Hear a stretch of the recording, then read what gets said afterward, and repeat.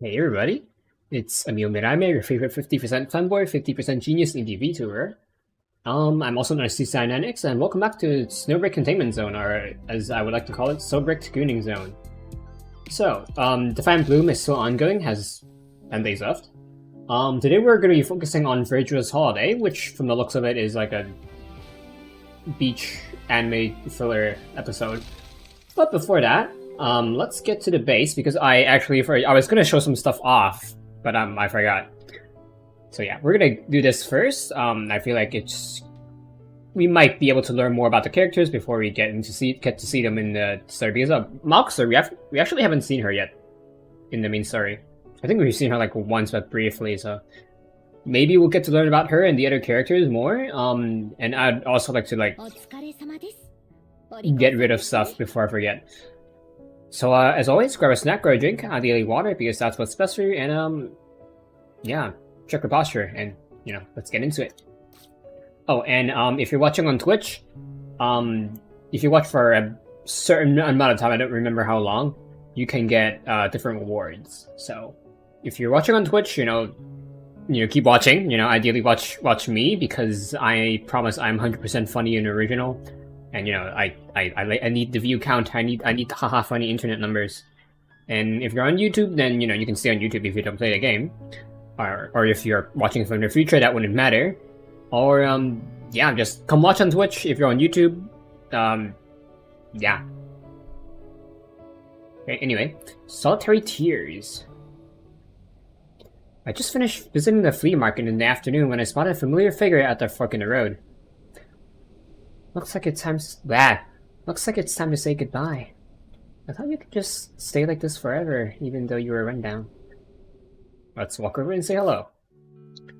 Fancy meeting you here, Enya. Adjutant, you come to places like this too? Is it strange to come here? Well, it's a really old area. I honestly can't think of a reason why you would come here to walk around. Someone asked me to come to the flea market here to buy something, so yeah, they couldn't get it online. What about you, Enya? I'm here to see an old friend, see? I looked in the direction Enya was pointing, but I didn't see anyone. There's only an abandoned amusement park. But how should I describe it? The oncoming wind carried with it a sense of reunion. Everyone seems to have a memory related to amusement parks from when they were little. An old friend, that's a good comparison. Did you come here often when you were little? I've never been here before. When I was little, I could only look at the Ferris wheel from far away. My parents were always busy back then. They didn't have any time to bring me somewhere like this. That's a shame. But I don't blame them. I was such a bookworm when I was a student, after all. But looking back on it, I really missed out on a lot of fun stuff. I'm starting to get nostalgic. Enya suddenly turned her back to me, raised her head, and stretched dramatically. Enya, are you crying? I thought I'd never let you see me cry, Adjutant. Please don't tell anyone else about what happened just now. You're the only one I'll let enjoy my tears, Adjutant. What? I don't think that's something to enjoy, but don't worry, your secret's safe with me, Enya. Arigato, Bunseki. Okay, now that I'm done crying, it's time to say goodbye. Say goodbye? Are you not going to come here anymore? Well, actually, the amusement park is going to be torn down next month since it's been abandoned for so long. So I came to see it for the last time. But don't worry, this place is going to be converted to an orphanage. Oh right, Enya's always taking care of orphans and donating to orphanages and stuff. And with that, the renovation of this entire area will be put on the agenda. So it isn't really a bad thing for me or the amusement park, as long as it can help kids who have lost their homes and parents. Then, should we go in and take a look? No, forget it. The gate here is always locked. Let's head back together, Adjutant. Alright. It's being torn down in a month. But there was a way to help Enya.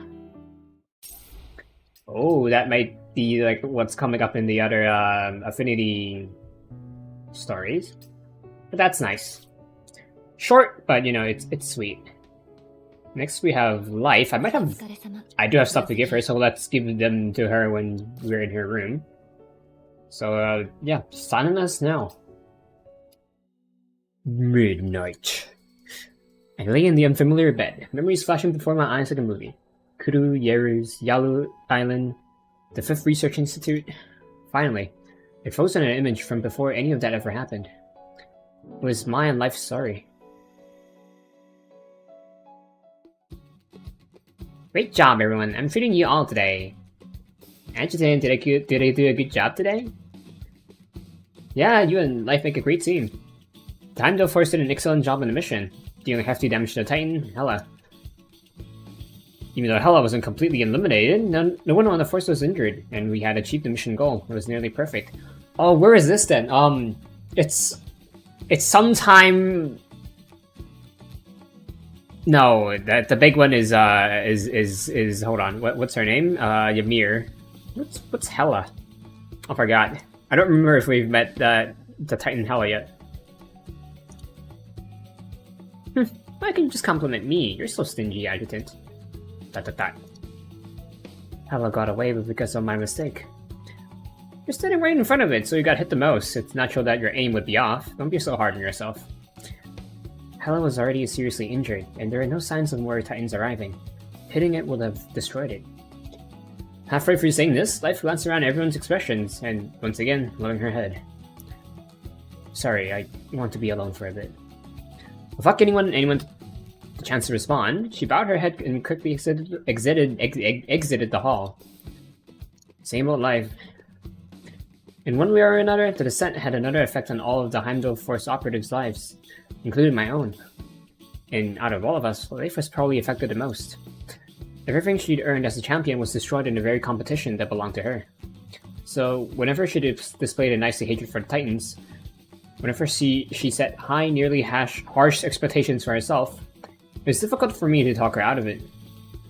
Even though I knew she always took what I said seriously, the obsession festering deep within her bones couldn't be changed by words alone. That kind of rhymed. Wednesday really knows how to make people worry about her. I think she'll be back in time for dinner. Guys, she's not a stray cat.